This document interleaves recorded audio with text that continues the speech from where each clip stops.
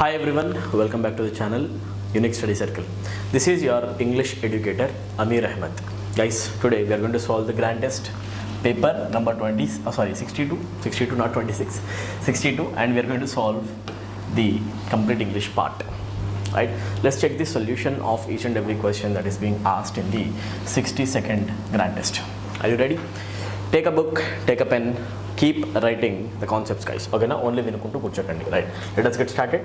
Directions, let's read the direction. Question number 1 to 10, find the error in the sentences. In the given options, there is a sentence which is split into several pieces. You have to find the mistake in one of the pieces given here. Which option contains an error? ఉన్న ఆప్షన్స్లో ఎక్కడైనా mistake ఉందా లేదా మనం చెప్పాలన్నమాట. So చూద్దాం. Neither the size nor the color of the gloves were right. Let me tell you two things here, that this question is actually raising from a concept called subject verb agreement. We also call that concept as conquered. దాన్ని మనం ఏమని పిలుస్తాం? We also call it conquered. Right, conquered topic నుంచి వచ్చిన question సబ్జెక్ట్కి వర్బ్కి agreement చేయాలి, which simply says that if the subject of the sentence is singular, the verb should also be singular. If the subject of the sentence is plural, the verb should also be plural. Maintaining such parallel structures is mandatory in English. So, sentence lo singular to singular, plural to plural structure maintain cheyali. Now you need to check one thing. In this sentence, we are talking about size and we are also talking about the color of the gloves. Color undi, gloves undi. There are three nouns. Noun number 1, noun number 2 and noun number 3. Now listen to me when I say this properly. Right. When two nouns are connected, using of, first దీన్ని simplify చేద్దాం చూడండి. When two nouns are connected using of, you will never focus on the second noun, you should focus only on the first noun. గుర్తుపెట్టుకోండి, ఏదైనా of చెప్పి of తర్వాత object prepositional phrase రాస్తే దీన్ని prepositional phrase అంటాం. Anyway complicate చేయకండి. Of plus noun ఎప్పుడైనా కనిపిస్తే నౌన్ ప్రొనౌన్ వస్తే ఆఫ్కి తర్వాత వచ్చిన నౌన్ ప్రొనౌన్ ఓన్లీ ఒక ఎక్స్ట్రా ఇన్ఫర్మేషన్ అవుతుంది. This is just the extra information that is given in the question or in the statement. So second noun పైన ఫోకస్ పెట్టకండి, focus on the first noun. ఓకేనా? So ఇప్పుడు దీన్ని బట్టి చూస్తే colour is a noun, glove is also a noun, gloves అని ఉంది. These two nouns are connected using of, right? So we need not focus on gloves, we need to focus on colour. Okay, ఇది simplify అయిపోయింది. Gloves important కాదనమాట. That means plurality పైన focus చేయాల్సిన అవసరం లేదు. సరే, ఇది ఒకటి అర్థమైంది. And check one more thing. Actually the colour and the size are also connected using a conjunction called neither nor. Check. Neither nor use చేసి సైజ్ని కలర్ని జాయిన్ చేసాం. No, you need to learn this thing also. Okay, when two nouns are connected using, ఇప్పుడు దీన్ని కొంచెం wipe చేసేసి రాసిన చూడండి. When two nouns are connected, just wait, when two nouns are connected using neither nor, either or not only but also. Yes, wipe చేసా. ఇప్పుడు చూడండి. Okay, two nouns వచ్చాయి, నౌన్ నెంబర్ 1, నౌన్ నెంబర్ 2 వచ్చింది. Neither nor or either or conjunction like this. ఓకేనా? These are called correlative conjunctions. ఇప్పుడు వినండి, neither nor either or వచ్చినప్పుడు two నౌన్స్లో మనం ఈసారి ఫోకస్ చేయాల్సిందే ఎక్కడ అంటే, మనం ఫోకస్ చేయాల్సింది ఫస్ట్ నౌన్ పైన కాదు, we need to focus on the second noun. ఈసారి దేనిపైన ఫోకస్ చేయాలి? సెకండ్ నౌన్ పైన ఫోకస్ చేయాలి. ఇది లాజిక్ అనమాట, మీరు నేర్చుకోవాలి. నీదర్ నార్ ఈదర్ ఆర్ వస్తే ఫస్ట్ నౌన్ ఒక డమ్మీ నౌన్ అవుతుంది, focus on the second noun. ఓకేనా? రైట్, దగ్గరలో ఉంటుంది కాబట్టి దాంతో రిలేట్ చేస్తాం. సో దీన్ని బట్టి చూస్తే మనకి సైజ్ ఇంపార్టెంట్ కాదనమాట. యాక్చువల్గా ఇంపార్టెంట్ ఏది అంటే కలర్ ఇంపార్టెంట్. కలర్ సింగులర్ నౌనా ప్లూరల్ నౌనా? Singular noun. సింప్లిఫై చేసాం. ఈ త్రీ నౌన్స్లో రియల్ సబ్జెక్ట్ని ఫైండ్ అవుట్ చేసాం. కరెక్టా? సో ఇది సబ్జెక్ట్ అవుతుంది. సింగులర్ అయితే సింగులర్ వర్బ్ రావాలి. అంటే వర్ యూసేజ్ కరెక్ట్ కాదు. ఓకే, ఒకసారి దీన్ని తీసేసి చూడండి. యా, వర్ యూసేజ్ కరెక్ట్ కాదు. ఓకే, వర్ ప్లేస్లో మీరు వర్ తీసేసి సింగులర్ వర్బ్ రాయాలి. The singular verb which fits in the statement is first. Option 3 contains error. Enough. ఒకసారి మీరు రివైజ్ చేసుకుని మొత్తం కావాలంటే వీడియో వెనక్కి తీసుకొని రాసుకోండి. ఓకేనా? Let's move to question number 2. It was only when they met that they found he has a childish simplicity about him. Guys, the word childish is not used in formal English. గుర్తుపెట్టుకోండి, childish is a kind of a term which is derogatory in nature. It's a derogatory term, derogatory connotation, negative connotation ఉంది ఈ వర్డ్కి. ఎప్పుడు కూడా childish అనే person అనకూడదు బేసికల్గా. ఓకేనా? Wait, childish అనకూడదు. మీరు వాడాల్సిన వర్డ్ చైల్డిష్కి బదులుగా చైల్డ్ లైక్, ఇది గుర్తుపెట్టుకోండి. ఓకేనా? ఒక పర్సన్ ఒకవేళ ఒక చిన్న పిల్లోడ్ లాగా ఇన్నోసెంట్గా ఏది చెప్తే అది నమ్మేసి ఏది చూపిస్తే అది బిలీవ్ చేస్తే అలాంటి పర్సన్ చైల్డిష్ అనకండి. Childish has a negative connotation, ఓకేనా, నెగటివ్ యూసేజ్. అయితే ఇది ఓల్డ్ ఇంగ్లీష్ లాంగ్వేజ్ యూసేజెస్లో ఉంది, బట్ న్యూ టర్మ్ చైల్డిష్ కాదు, చైల్డ్ లైక్. ఇలాంటి క్వశ్చన్స్ ఎగ్జామినేషన్లో వస్తున్నాయి, సో ఫోకస్ చేయండి. ఇంగ్లీష్లో చైల్డిష్కి బదులు వాడండి child like, depending on the sentence. ఇక్కడ ఈ సెంటెన్స్లో ఎవరిని మనం డెరగేటరీగా చూపించి మాట్లాడేది లేదు. తప్పుగా మాట్లాడుతున్నామా, నెగిటివ్ కానటేషన్ ఉందా? It was only when they met that they found that he has a childish simplicity about him. అతను చాలా సింప్లిసిటీతో ఉన్నాడు, అది కూడా ఎలాంటి సింప్లిసిటీ, ఒక చిన్న పిల్లోడ్ లాగా చాలా సింపుల్గా ఉన్నాడు అని చెప్పేసి అంటే it's a positive కనోటేషన్. The context is positive, so you can't use childish over here. The positive connotation వచ్చే వర్డ్ చైల్డిష్ కాదు, చైల్డ్ లైక్. ఏం రావాలి? Child like. So in order to give the sense of child like మనం ఇక్కడ correction చేయాలి. Part 2 contents ఎరా గుర్తుపెట్టుకోండి. Childish is negative in nature, child like is a word which is positive, ఓకేనా. చిన్నపిల్లోడ్లా innocent అని చెప్పాలంటే చైల్డ్ లైక్. నువ్వు చిన్నపిల్లోడ్లాగా పిచ్చోడివిరా అని చెప్పేసి అన్నారంటే చైల్డిష్, ఓకేనా. డిఫరెంట్ యూసేజెస్ ఉన్నాయి. Let us move to our next question. I now realize that public speaking requires as much courage and confidence as to dance. ఇప్పుడు ఫాస్ట్గా మీకు మ్యాటర్ చెప్తాను చూడండి.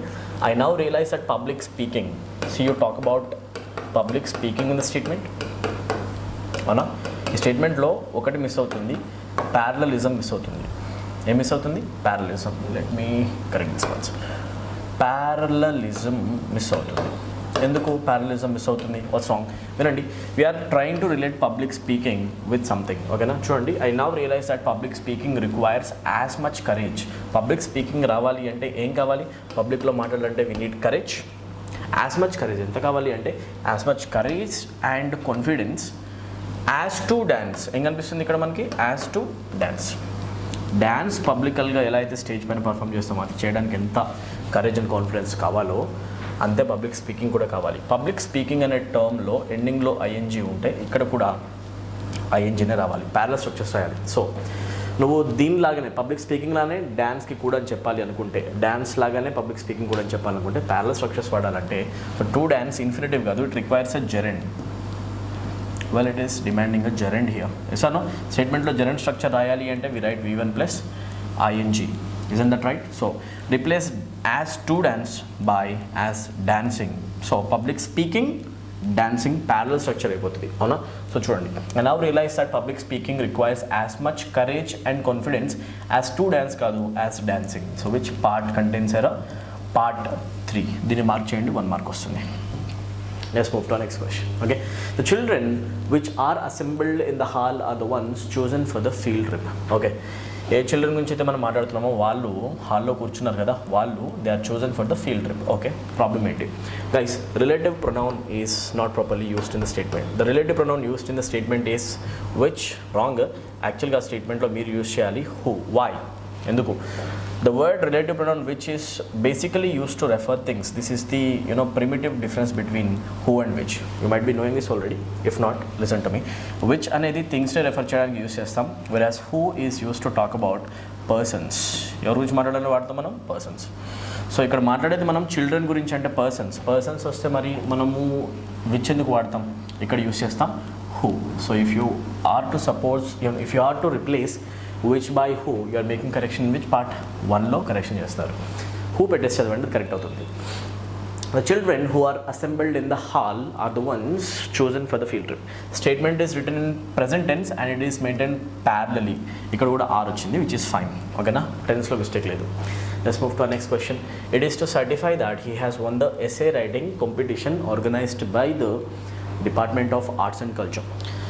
Arts and culture department conduct చేసిన essay రైటింగ్లో అతను గెలిచాడు, ఫస్ట్ ప్రైజ్ వచ్చింది అని చెప్పాలంటే guys we don't say it is to certify.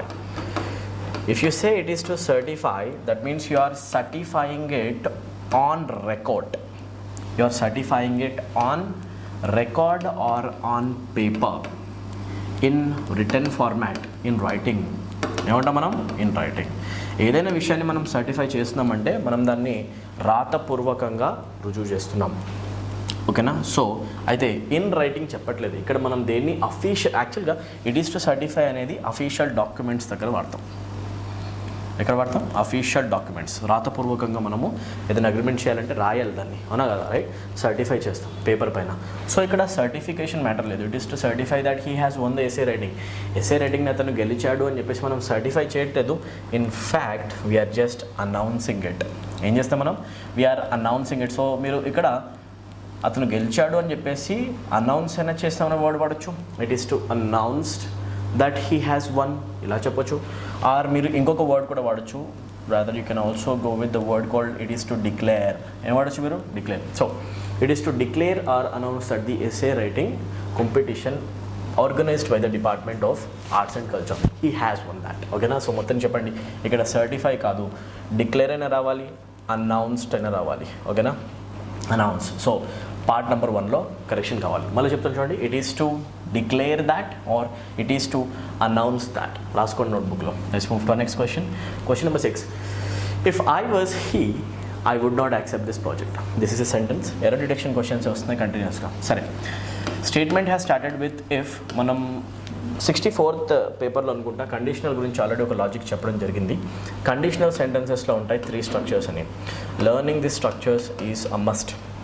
If you learn the 3 structures, my dear, that means you have a mark with you in your pocket. So 3 structures lo manam ikkade em vadali. It's a golden concept actually. Case related to subjunctive mood. Simple terms lo cheptanu vinandi. If వచ్చేసిన తర్వాత if లో second స్ట్రక్చర్లో యాక్చువల్గా simple past tense వస్తుంది. Simple past tense వచ్చినప్పుడు main క్లాస్లో రాస్తాం would, should, could, might plus v1. would plus v1 usage correct అనమాట. ఇక్కడ would ఉంది, okay. And would not accept. So would not కూడా రావచ్చు. నెగటివ్ యూసేజ్ అయితే, పాజిటివ్ అయితే would plus v1. So would not plus v1 accept ఉంది. This is fine. ఇక్కడ simple past ఉంది, నీకు ఎలా తెలుసు? వర్స్ ఉంది. Was is a word that represents past tense. This is fine.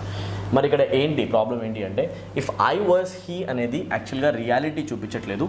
If I was he is a usage which belongs to subjunctive mode, which shows a case of imagination. ఏం చూపిస్తుంది? Imagination. we're talking about things that are imaginary here. no imaginary things గురించి మాట్లాడుతూ, ఒకవేళ అతన్నే కనుక నేనై ఉంటే, అతని ప్లేస్లో నేను ఉంటే ఆ ప్రాజెక్ట్ని నేను యాక్సెప్ట్ చేయకుండా ఉండేవాడిని. నువ్వు అతని ప్లేస్లోకి వెళ్ళి అతను తీసుకున్న డెసిషన్ అతను తీసుకోలేవు కదా. ఇది రియల్ కాదు. ఇమాజినేషన్. ఇమాజినేషన్ గురించి చెప్పేటప్పుడు బ్యూటిఫుల్ కాన్సెప్ట్ గుర్తుపెట్టుకోండి. ఇమాజినేషన్ గురించి చెప్పేటప్పుడు సబ్జంక్టివ్ మూడ్లో మనం ఆల్వేస్ వాడాల్సిన వర్డ్ వర్. సబ్జెక్ట్ ఇక్కడ ఎవరున్నా పర్లేదు. ఇక్కడ ఐ అనే వర్డ్ వచ్చిందా, లేకపోతే హీ అనే వర్డ్ వచ్చిందా, షీ అనే వర్డ్ వచ్చిందా, it doesn't even matter. Or నేమే వచ్చిందా, లైక్ షీలా. ఓకేనా? ఏమొచ్చినా కూడా మనం మాత్రం నెక్స్ట్ ఇవన్నీ సింగులర్ అనిపించినా కూడా మనం నెక్స్ట్ వర్స్ రాయలేము. వర్స్ రాయకుండా కండిషనల్ సెంటెన్స్లో మాత్రమే జరిగేది. ఓకేనా? వర్స్ రాయకుండా అక్కడ రాస్తాం వర్. ఎందుకు రాస్తాం అని మీరు అడిగితే నేను చెప్తా. ఇమాజినేషన్ చూపించడానికి. ఏం చూపించడానికి? Imagination. So beautiful concept. If I was he అనకూడదు, మనం అనాలి if I were he. So మీరు అనండి, రియల్ సిచ్యువేషన్ కాదు, ఇమాజినరీ కాబట్టి if I were he I would not accept. Right? Option 1 becomes your favorite option. You get a mark from it. Next question. The teacher advised to the student to borrow a book from the library within 3 days. 3 days లోపు ఒక బుక్ని library నుంచి borrow చేసుకొని చెప్పేసి teacher advice ఇచ్చింది స్టూడెంట్కి. Guys remember, the word advice is a transitive verb. Transitive verb యొక్క impact always object పైనకి పాస్ అవ్వాలి, వెయిట్ పాస్ అవ్వాలి, వెయిట్ ట్రాన్స్ఫర్ కావాలి. The word advice immediately requires an object after it. ఏం కావాలి? Object. So you can't put something in between. ఓకేనా? So అక్కడ to use చేయకూడదు. So I never say I advised to సరళ అనకూడదు. నేను ఐ అడ్వైస్డ్ టు సరళ అనే ఒక రేర్ కేసు ఉంది, బట్ దాని గురించి ఎక్కువ ఆలోచించకండి. నేను మీకు డీటెయిల్గా చెప్పట్లేదు, బట్ మ్యాటర్ గుర్తుపెట్టుకోండి. యూజువల్గా అయితే 99% కేసెస్లో రాకూడదు. ఒక కేసు ఉంది, వేరే కేసు, అదొక అడ్వైస్ సజెషన్ అయినప్పుడు. ఓకేనా? ఐ మీన్ అది స్పీచెస్లో మనం కన్వర్షన్ చేసినప్పుడు. అది పక్కన పెట్టండి. ఐ అడ్వైస్డ్ టు సరళ అనే యూసేజ్ బేసికల్గా అవసరం లేదు.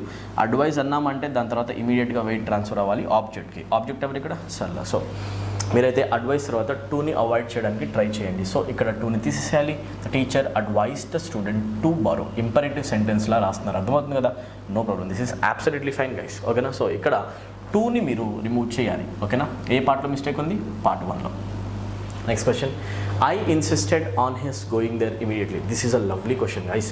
ఇక్కడ గుర్తుపెట్టుకోండి, క్వశ్చన్లో ఎక్కువగా మిస్టేక్ ఫామ్లో ఇచ్చే యూసేజ్ ఇది. ఐ ఇన్సిస్టెడ్ ఇలా ఇస్తారు యాక్చువల్గా, హిమ్ టు గో దేర్. ఎక్కువగా ఇలాంటి క్వశ్చన్స్ కన్స్ట్రక్షన్ మేము చూడడం జరిగింది ఎగ్జామినేషన్లో. ఓకేనా, there immediately. I want you guys to read this sentence loudly once. Okay, ఒకసారి చదువుకోండి. ఓకే, చదవండి. I insisted him to go there immediately. ఓకేనా, రైట్. ఇప్పుడు వినండి, ఇన్సిస్ట్ అనే వర్డ్ ఎప్పుడు వచ్చినా కూడా ఇన్సిస్ట్ తర్వాత, ఇన్సిస్ట్ అంటే మీనింగ్ ఏంటి? ఫోర్స్ఫుల్గా ఏదైనా ఒక మనిషి చేసేలా చేయడం, to make some one do something forcefully. ఓకేనా, దాని గురించి ఒక ఆర్డర్ పాస్ చేసేయడం, ఒక ఆర్డర్ ఇచ్చేసి ఒక మనిషి ఆ పని చేయాల్సిందే అని చెప్పేసి ఒక ఆర్డర్ని ఇస్తే దాని అంటాం ఇన్సిస్ట్. ఓకేనా, right. I insisted him to go there immediately. అక్కడికి నువ్వు వెళ్ళాలి ఇప్పుడే అని చెప్పేసి ఆర్డర్ ఇచ్చాం, వేరే దారి లేదు. సో ఇప్పుడు చూడండి, ఐ ఇన్సిస్టెడ్ హిమ్ అని రాసిన తర్వాత you remember the word insist will never take the preposition to after it. To తీసుకోదు, ఇన్ఫ్యాక్ట్ ఇన్సిస్ట్తో రావాలి ప్రిపోజిషన్ ఆన్. ఏం రావాలి? On. So you remember the usage, the connotation called insist on. గుర్తుపెట్టుకోండి, insist ఎప్పుడు వచ్చినా కూడా ఆన్ వస్తుంది. And this usage insist on always requires gerund after it. Gerund రావాలి అంటే బేసికల్గా వాడాలి ఐఎన్జీ ఫామ్. సో మీరు అనుకోండి V1 + ఐఎన్జీ యూసేజ్ కావాలి. సో ఈ స్టేట్మెంట్లో ఏంటి ప్రాబ్లం అంటే, కొంచెం మీకు మూవ్ చేసి చూపిస్తాను చూడండి ఒకసారి. I insisted him to go there immediately అన్నాం కదా, మీరు ఇక్కడ కన్వర్షన్ చేయాలి. టు తీసేసి ఆన్ పెట్టాలి, అండ్ గో తీసేసి మీరు యాక్చువల్గా ఒక చిన్న పని చేయాలి. ఏం చేయాలంటే గోని చేయాలి గోయింగ్. ఏం చేయాలి? గోయింగ్. సో టు గో ప్లేస్లో ఆన్ గోయింగ్ రాస్తాను చూసారా. ఇలాంటి మిస్టేక్స్ ఎక్కువగా అడుగుతారు. This is one way of writing it. దీన్నే ఇంకొకలా కూడా ఇలా రాయొచ్చు. ఇన్ఫ్యాక్ట్ ఇచ్చిన స్టేట్మెంట్ అబ్సల్యూట్లీ సౌండ్ పర్ఫెక్ట్, దీనిలో మిస్టేక్ ఏం లేదు.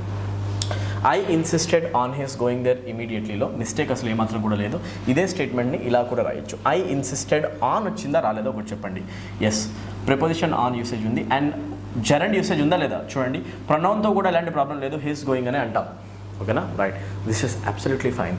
Answer is no error. యాక్చువల్గా ఆప్షన్లో ఇక్కడ నో ఎర్రర్ ఉండాలి. ఓకేనా, మిస్టేక్ లేదు, అదే ఆప్షన్ కరెక్ట్ అనమాట. Very good. సో ఇది గుర్తుపెట్టుకోండి. ఇలాంటి క్వశ్చన్స్ వస్తే మాత్రం మిస్టేక్ ఉందని గుర్తుపెట్టండి. ఇలా కూడా రాయొచ్చు, వేరే యూసేజ్ అనమాట. Insist is a lovely word. Next one, 9th. We have been knowing. Guys మనం అయితే చేసాం కదా. Yeah, let's move to 9th question. We have been knowing each other since we were children. Guys, I told you this already in the previous video. చూడండి ఒకసారి. The word know is a stative verb. Already చెప్పాం కాబట్టి fast చెప్తా. No can never be written as knowing. Continuous form రాయకూడదు. So we have been knowing అనకండి. So remove we have been తీసేసేయండి. knowing continuous forms వద్దు. మీరు సింపుల్గా perfect form రాసేసేయండి. నోకి థర్డ్ ఫామ్ రాయండి. we have known. Already have ఉంది కాబట్టి హ్యావ్ తర్వాత V3 రాద్దాం. So we have known each other. ఓకేనా, ఒకరికొకరు మేము తెలుసు చిన్నప్పటి నుంచి. We have known each other since we were children. Absolutely fine. సిన్స్తో పాయింట్ ఆఫ్ టైంతో present perfect, absolutely fine. So చిన్న కరెక్షన్, బీన్ నోయింగ్ ప్లేస్లో నోన్ రావాలి. ఆప్షన్ 1లో మిస్టేక్ ఉంది. నెక్స్ట్ వన్ ఆల్రెడీ చెప్పేసాను, ఒకసారి చెక్ చేయండి. Neither of the teams are sensible enough to do this task. Okay guys, neither అనే టర్మ్ వచ్చినప్పుడు నీదర్ తర్వాత యూజువల్గా వస్తుంది నార్. బట్ నీదర్ తర్వాత ఒకవేళ నార్ కనుక మిస్ అవుతే గుర్తుపెట్టుకోండి, either without or neither without nor usages వస్తే ఇమీడియట్గా గుర్తుపెట్టుకోండి. ఓకే, నీదర్ ప్లస్ వచ్చే ఒక నౌన్ వస్తుంది, ఒక నౌన్. ఆ నౌన్ పైన ఎక్కువ మీరు స్ట్రెస్ చేయాల్సిన అవసరం కూడా లేదు. You don't have to focus on it. Actually మీరు ఈ క్వశ్చన్ సబ్జెక్ట్ వర్బ్ అగ్రిమెంట్ నుంచి వస్తుందని గుర్తుపెట్టుకోండి. ఓకేనా, అగ్రిమెంట్ నుంచి చేస్తాం మనం. ఇప్పుడు ఒకటే చెప్పాలి, స్టేట్మెంట్లో నీదర్తో వచ్చిన నౌన్తో వచ్చిన ఈ హోల్ సబ్జెక్ట్ సింగులర్ సబ్జెక్ట్ అవుతుందా ప్లూరల్ సబ్జెక్ట్ అవుతుందా? నీదర్ ఆఫ్ ద టీమ్స్ అంతా కలిపి రాయొచ్చు ఇలాగా. Neither of the teams, no problem. Singularity అంటామా ప్లూరాలిటీ అంటామా? Grammatical it is singular. రెండు టీమ్స్ ఉన్నాయి, ఆ టీమ్స్లో ఏది కాదని చెప్పాలని ఎప్పుడైనా అనుకుంటే మనం గ్రామటికల్గా దాన్ని సింగులర్గా ట్రీట్ చేస్తాం. నీదర్ వితౌట్ నార్ ఎప్పుడు వచ్చినా కూడా ఇప్పటి నుంచి అనండి, ద సబ్జెక్ట్ ఈజ్ సింగులర్. ఏమంటారు? Subject is singular. సింగులర్ అనాలి అంటే నీదర్ ఆఫ్ ద టీమ్స్ తర్వాత సింగులర్ వర్బ్ కావాలి అంటే ఆర్ రావద్దు. ఇన్ఫ్యాక్ట్ ఇక్కడ రావాలి ఈజ్ సెన్సిబుల్. ఎక్కడ మిస్టేక్ ఉంది? పార్ట్ 2లో మిస్టేక్ ఉంది. సో 2ని మార్క్ చేయండి, 1 మార్క్ వస్తుంది మీకు. ఓకేనా, right. Is sensible enough. Let's move to next question. Question number 11 to 13, change the speech. Okay, right, 11 to 13, 11, 12, 13, 3 questions అనమాట. స్పీచ్కి సర్చ్ చేద్దాం. He said, I am going to college just now. మీకు already చెప్పాను నేను, speech questions అయినా voice questions అయినా you have to answer it through options. And these topics are very easy in nature. చాలా ఈజీగా వీటిని మనం ఆన్సర్ చేయొచ్చు. కరెక్ట్ కదా? చూడండి ఒకసారి. Right. He said I'm going to college just now. Said ప్లేస్లో సెడే రావాలి, ఆస్కట్ రాదు, ఆస్కట్ రాదు. ఎలిమినేషన్. చూడండి ఎంత ఈజీగా. సెట్తో ఉన్న ఆప్షన్స్ 1 and 3, దీంట్లో ఆన్సర్ ఏది? సరే, ఐ యామ్ గోయింగ్ ఉంది కాబట్టి యామ్ గోయింగ్ ప్లేస్లో వర్స్ గోయింగ్ ఉండాలి. అన్నిట్లో వర్స్ గోయింగ్ ఉన్నట్టుంది చూడండి. Correct, very good. The conversion is made properly.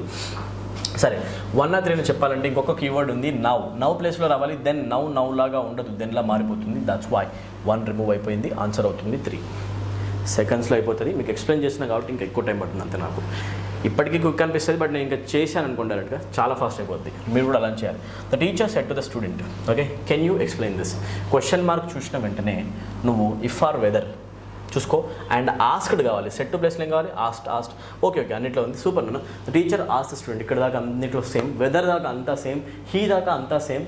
Next can ఉంది, కుడ్ ఉంది. రైట్. ఇప్పుడు చూడండి. ఓకే, క్వశ్చన్లో కెన్ ఉందంటే can has to be converted to could. Can ఉండదు, కుడ్ రావాలి. Very good. ఓకే, ఇప్పుడు ఈ రెండింటిలో ఆన్సర్ ఉంది. రైట్. లాస్ట్లో దిస్ అనే కీవర్డ్ వచ్చింది అంటే this has to be converted to that. ఓకేనా? దిస్ లానే ఉండదంటే ఇది కూడా కాదు. ఓకేనా? రైట్. 1 వెళ్ళిపోయింది, 2 వెళ్ళిపోయింది, 3 వెళ్ళిపోయింది. అంటే ఆన్సర్ కావాలి 4. చదవండి. The teacher asked the student whether he could explain that. Short కట్స్తోనే ఆన్సర్ చేయాలి. Excellent. Ramu said, my master is planning to build a house or huge house in Khandala. Okay, right. Ramu said ప్లేస్లో said వస్తుంది, that వస్తుంది. And my ప్లేస్లో his master అన్నిట్లో వస్తుంది. Very good. Is ప్లేస్లో is రాకూడదు, was రావాలి. My master is planning కదా, ఈజ్ రాకూడదు. అపాస్ట్రఫీ ఎనీవే లేదు, రాదు. లేని మసాలా యాడ్ చేయకండి. ఓకేనా? ఈజ్ ప్లేస్లో వర్స్ రావాలి. ఇక్కడ ఏమైంది? Ramu said that his master planned అని వచ్చింది. నో ఈజ్ ప్లేస్లో వర్స్ కావాలి. తీసేయండి. డైరెక్ట్ ఆన్సర్ ఇదే. ఇక చదవండి. Ramu said that his master was planning. Present continuous, past continuous. Simple. ఓకేనా? Let's move to next question. Question number 14 to 15. Change the voice of the sentence. సెంటెన్స్లో వాయిస్ని చేంజ్ చేయాలి. యాక్టివ్ టు ప్యాసివ్ కన్వర్షన్స్ కూడా చాలా ఈజీగా చేయొచ్చు. చూద్దాం. Let us help him. మనం అతనికి హెల్ప్ చేద్దాం అని అడిగితే చూడండి. When you see this question let us help him, కేర్ఫుల్గా అబ్జర్వ్ చేస్తే మీకు లెట్ అస్ హెల్ప్ హిమ్లో హెల్ప్ అనేది వర్బ్ అవుతుంది. The word help becomes the verb. Hold on. ఓకేనా? ఇది అవుతుంది ఒక వర్బ్. కరెక్టా? రైట్. అండ్ హెల్ప్ చేయాల్సింది మనమే కాబట్టి ఇది అవుతుంది సబ్జెక్ట్. హెల్ప్ అతనికి చేయాలి కాబట్టి ఇది అవుతుంది ఆబ్జెక్ట్. ఓవిఎస్ చేసి రాయాలి. సో లెట్ ఉంది, లెట్తోనే బిగిన్ చేస్తాం ఆన్సర్ని. లెట్ తర్వాత హీ ఇటువైపు వస్తుంది, బట్ లెట్ తర్వాత హీ రాయలేము. మీకు ఎక్స్ప్లెయిన్ చేయడానికి ఇవన్నీ రాసి చూపిస్తున్నా. లెట్ హీ ఎప్పుడు అనలేము. We always say let him. ఓకేనా? ఎప్పుడైనా మీరు ప్లీజ్ లెట్ మీ గో అంటారా, లెట్ ఐ గో అంటారా? You say let me go. Yes or no? So let తర్వాత ఎప్పుడు సబ్జెక్టివ్ ఫార్మ్స్ రావు. We write objective form of pronoun. So ఇక్కడ him రావాలి. హీ వచ్చేవి తీసేసేయండి. హిమ్. ఓకే. ఆ తర్వాత లెట్ అస్ హెల్ప్ హిమ్కి ప్యాసివ్ వాయిస్ ఏమవుతుంది? Let him be helped by us. ఇది అవుతుంది ఒక ఇంపరేటివ్ సెంటెన్స్. ఇంపరేటివ్కి ప్యాసివ్ వాయిస్ కన్స్ట్రక్షన్ ఇదే అవుతుంది. ఆబ్జెక్ట్ లెట్ ప్లస్ లెట్ రాస్తాం plus object plus be or not be plus V3. So మనం బీ హెల్ప్డ్ రాయాల్సి వస్తుంది. సో హిమ్ తర్వాత బీ హెల్ప్డ్ బై అస్ ఉంది. That is the answer. So no problem. So ఇక్కడ మనం ఒకసారి మోడ్ చేంజ్ చేద్దాం. ఆన్సర్ అవుతుంది let him be helped by us. Option 4 is your answer guys. So pick it. ఓకేనా? ఇది మీ answer అవుతుంది. ఓకేనా? సో ఇది లెట్ హిమ్ హెల్ప్ అస్ కూడా కాదు, బీ ప్లస్ V3 లేదు కాబట్టి. So let's move to next question. Can those happy moments be ever forgotten by me? Looks like a beautiful question. Without option ఇస్తే కొంచెం difficult అవ్వచ్చు, కానీ options ఉన్నాయి కాబట్టి చాలా ఈజీగా ఆన్సర్ చేయొచ్చు. ఫోకస్ చేసి ఆన్సర్ చేయండి. Can those happy moments be ever forgotten by me? సరే, ఈ క్వశ్చన్ ఎలా ఆన్సర్ చేయాలి? చేసేది మనం వాయిసెస్. సో ఇప్పుడు చూడండి, కెన్ లాగానే ఉండాలి, చేంజ్ అయ్యే ఛాన్స్ లేదు. కెన్ లాగా ఉన్న ఆప్షన్స్ ఎన్ని ఉన్నాయి? కెన్ కుడ్ అవ్వదు, స్పీచ్లో లేము, వాయిసెస్లో ఉన్నాం. విల్ అవ్వదు, షెల్ అవ్వదు. డైరెక్ట్ ఆన్సర్ పెట్టండి 2. నేను అసలు ఏమీ చేయలేదు. ఏం చెప్పాలంటే సింపుల్గా కెన్ అనేది ట్రాన్స్ఫార్మ్ కాదు, కెన్లానే ఉంటుంది. ఒక షార్ట్ కట్ వాడితే ఆన్సర్ వచ్చింది. ఇలాంటి క్వశ్చన్స్కి ఆన్సర్ చేయడానికి మీకు సెకండ్స్ కావాలి. హార్డ్లీ మీకు 3 to 5 seconds. ఆ 5 secondsలో మీ లైఫ్ని డిసైడ్ చేసి ఒక 1 mark వస్తుంది. ఎవరు చెప్పారు ఇంగ్లీష్ డిఫికల్ట్ అన్నాను? కొంచెం ఆలోచించండి. నిజంగా టెక్నికల్గా కనుక మనము అబ్జర్వ్ చేసి స్ట్రాటజీతో ప్రిపేర్ అయ్యి ఎగ్జామినేషన్కి వెళ్తే, డెడికేషన్తో ఎగ్జామినేషన్కి వెళ్తే, చదివేసి 100% మీరు జాబ్ని కొడతారు ఇంగ్లీష్తో. గుర్తుపెట్టుకోండి. ఆన్సర్ 2. చాలా ఈజీ నన్ను ఇంగ్లీష్ మీరు ఈజీగా ఆన్సర్ చేయొచ్చు. Let's move to next question. Directions 16 to 18. Find the synonyms. ఏం చేయాలి మనం? సినానిమ్స్. ఓకే, యాంటాగనిస్ట్ అంటే ఎవరు గైస్? గుర్తుపెట్టుకోండి, ఒక మూవీలో హీరోని మనం అంటాం ప్రొటాగనిస్ట్. మూవీలో గుర్తుపెట్టుకోండి, protagonist is a person, nothing but a hero. Protagonist అంటే ఎవరు? హీరో. హీరోకి ఆపోజిట్లో ఎవరు ఉంటారు? విలన్. అవునా? విలన్ని మనం ఇంగ్లీష్లో అనొచ్చు యాంటాగనిస్ట్. ఏమంటాం మనం? యాంటాగనిస్ట్. ప్రొటాగనిస్ట్ అంటే హీరో, యాంటాగనిస్ట్ అంటే విలన్. సో ఇప్పుడు విలన్ అంటే మీరు ఏమనుకోవచ్చు? హీరోకి ఆపోజిట్లో రోల్ వేసే పర్సనే. సో ఆపోజిట్లో వేసే పర్సన్ అని చెప్పాలంటే ఆపోనెంట్ అని అంటాం కదా. సో ట్రబుల్ మేకర్ కాదు, ట్రబుల్ షూటర్ కాదు, నాన్ బిలీవర్ కాదు, ఆన్సర్ అవుతుంది ఆపోనెంట్. చాలా ఈజీ అనమాట. Let's move to next question. Solitary అంటే మీనింగ్ ఏంటి guys? The word solitary always gives you a sense of loneliness. Solitary అంటే మీనింగ్ ఏంటి అంటే లోన్లీగా ఉండడం. ఓకేనా? రైట్. సాలిట్యూడ్ అంటాం, సాలిటరీ అంటాం. Right, solitude. Let me right this word properly. Right, solitude అని కూడా అంటాం. అన్నా కూడా లోన్లీనెస్. సింపుల్గా వర్డ్ గుర్తుపెట్టుకోండి, రూట్ వర్డ్లా కనిపిస్తుంది. సాలిడ్ అనే ఎక్కడ ప్రీఫిక్స్ ఆర్ రూట్ కనిపించినా కూడా you can relate that words meaning with loneliness. Right, అలోన్గా ఉండడం, ఒక్కలే ఏకాంతంగా ఉండడం, ఒంటరితనం. ఒంటరితనం కరెక్ట్గా తెలుగులో రాసుకోండి. ఒంటరితనం రెఫర్ చేసే వర్డ్ సాలిటరీ, సాలిట్యూడ్. సో ఇక్కడ మనకి సాలిటరీకి సినానిమ్ కావాలి. Yes no? Yes, no no, yeah, సినానిమ్సే కావాలి, యాంటనిమ్ కాదు. సినానిమ్ కాబట్టి సో నో ప్రాబ్లం. లోన్లీనెస్ అని వర్డ్ ఇక్కడ కనిపిస్తుంది. వాలంటరీ సంబంధం లేదు, సాలిడ్ లిక్విడ్ సంబంధం లేదు, సొలిసిట్ రిక్వెస్ట్ సంబంధం లేదు. Answer lonely, direct answer. Next one, engross. Engross in something simply means that you are involved in doing something. ఏదైనా పనిలో మనము బాగా ఇన్వాల్వ్ అయిపోయి ఉన్నాము అని చెప్పాలంటే వీఆర్ ఎన్గ్రాస్డ్ ఇన్ ఇట్. ఓకేనా? Right, involved in it and absorbed in it. ఏమంటాం మనం? Absorbed in it. ఓకేనా? సో ఇన్వాల్వ్డ్ ఆర్ అబ్జార్బ్డ్ అనే వర్డ్ మీనింగ్ వస్తుంది. ఎండేంజర్ కరెక్ట్ కాదు, ఆప్రెస్ కరెక్ట్ కాదు, డిస్మిస్ కరెక్ట్ కాదు, absorb is the correct option. Let's move to next question. Find the antonyms. Okay, barbarous. Guys గుర్తుపెట్టుకోండి, barbarous అంటే meaning ఏంటి? Barbarous is kind of a behaviour which is uncivilised. ఓకేనా? Uncivilised. Uncivilised behaviour అంటే meaning ఏంటి అంటే అడవుల్లో నివసించే మనుషుల్లాగా behave చేయడం. సివిలైజ్డ్ పీపుల్లా కాకుండా అన్సివిలైజ్డ్, క్రూరంగా బిహేవ్ చేయడం, క్రూవల్. ఓకేనా? క్రూవల్గా బిహేవ్ చేయడం. ఓకేనా? రైట్ రాంగ్ పట్టించుకోకుండా బిహేవ్ చేయడం. సావేజ్ అనే మీనింగ్ వస్తుంది యాక్చువల్గా. క్రూరం, క్రూరత్వం. ఓకేనా? పిచ్చి పిచ్చిగా బిహేవ్ చేయడం, బతకడం. ఓకేనా? సావేజ్ అంటాం. ఓకే, సో ఇది మన సినోనిమ్ అడగలేదు కాబట్టి ఇది ఆన్సర్ కాదు. అన్సివిలైజ్డ్ అనే వర్డ్కి యాంటనిమ్ ఏమవుతుంది అంటే సింపుల్గా మీరు చెప్పొచ్చు కదా, ఆపోజిట్ అవుతుంది. అన్సివిలైజ్డ్కి సివిలైజ్డ్. అవునా? ఇది లేనిదే. సో డైరెక్ట్ ఆన్సర్ అవుతుంది 1 కాదు, 3 కాదు, answer is 2. Very good. Okay, next one, heighten. Heighten అంటే మీనింగ్ ఏంటి guys? Remember the word heighten spelling కూడా మిమ్మల్ని అడగవచ్చు ఎగ్జామినేషన్లో. సో చూడండి, heighten is use to show that you are increasing or you are showing the increased level of something, you are increasing it, or you are making something increase. You are increasing something or make something increase in its level or standards. Okay, make something increase in its level or standard, and this sense of increasing is mostly related to your emotions. ఏదైనా ఎమోషన్ని మనము ఉన్నదానికంటే చాలా ఎక్కువ increase చేసి చూపిస్తే దాన్ని అంటాం హైటన్. ఏమంటుందని? హైటన్. So హైటన్ అంటే simple చెప్పాలంటే ఇంక్రీజ్. మీనింగ్ ఏమొస్తుంది? ఇంక్రీజ్. ఆపోజిట్లో ఇంక్రీజ్కి రావాలి డిక్రీజ్. సో డైరెక్ట్ ఆన్సర్ పెట్టండి 2. Right? Okay, let us move to our next question now guys. Okay, next question seems like a passage. So passage question వచ్చింది, reading comprehension. Pay attention to it. You are suppose to read the given reading comprehension on your own first. కంప్లీట్గా దీన్ని చదివేసేయండి. చిన్నగానే ఉంది, size చాలా ఈజీగా చిన్నగా ఉంది, and questions కూడా చాలా ఈజీగానే ఉంటాయి. Try to read it and understand it. Once you're done with the reading part and understanding part, will get to the questions part. ఒకసారి దీన్ని చదివి మీరు అర్థం చేసుకోండి, వీడియో పాస్ చేయాలి.